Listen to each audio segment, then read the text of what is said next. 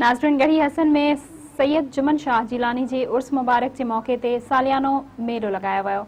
वधिक तफ़सीलन लाइ ॾिसूं था इरशाद अली कंडराणी जी हीअ रिपोर्ट। जी नाज़रीन, हिन टाइम असां मौजूद आहियूं ही गढ़ी हसन में जी सालियानो जुमन शाह जिलानी जो जेको मेलो लगंदो आहे, उन मेले के हवाले से अॼु असां मौजूद आहियूं।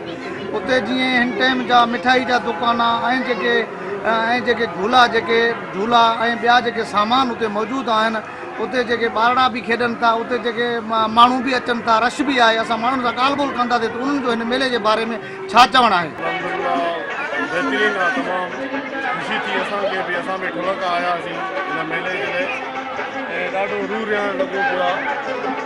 ऐं मां ईअं ई चवंदुसि त मेलो गढ़ी हिकु ई ॻाल्हि आहे, डॉक्टर साहब जी महिरबानी सां ही मेलो हर साल को जेको ही मेलो आहे तमामु बहितरीन आहे। जी असां पीरकोट जा जी अलहमदुलिल्लाह मेलो तमामु बहितरीन अंदाज़ में हली रहियो आहे। जी त मेलो सिंधी सकाफ़त आहे, मल रांदि सिंधी जी क़ौमी रांदि आहे, जिते हिते माण्हू अचंदा बहितरीन अंदाज़ में लुत्फ़ इंदोज़ कंदा। माण्हू जे मुंहं ते ख़ुशी आहे, मुल्क आहे। जी मेलो तमामु सुठे अंदाज़ में हली रहियो आहे। अलहमदुलिल्लाह असांजी बि सुठी रोज़ी थी रही आहे।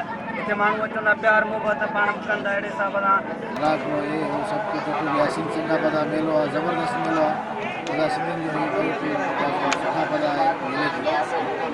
मां जेको आहे नवाब शाह खां आयो आहियां। हीउ मेलो ॿुधी ॾाढो माना ख़ुशी थी आहे। घुमण वक़्तु ॾाढी बहितरीन ख़ुशी थी इंतज़ाम जेको भी आहे तोड़े असांजो आहे ठेकेदार आहे, उहो बि सही आहे, बहितरीन।